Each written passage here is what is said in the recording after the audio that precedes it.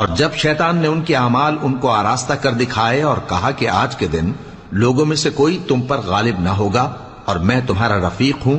लेकिन जब दोनों फौजें एक दूसरे के मुकाबिल सफारा हुई तो पसपा होकर चल दिया और कहने लगा कि मुझे तुमसे कोई वास्ता नहीं, मैं तो ऐसी चीजें देख रहा हूं जो तुम नहीं देख सकते। मुझे तो अल्लाह से डर लगता है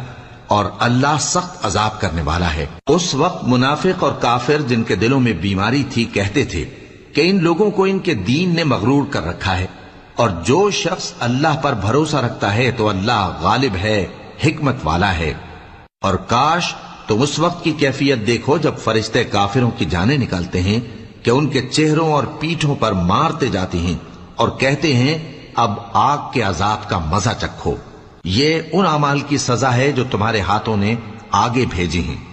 और ये जान रखो कि अल्लाह बंदों पर जुल्म नहीं करता।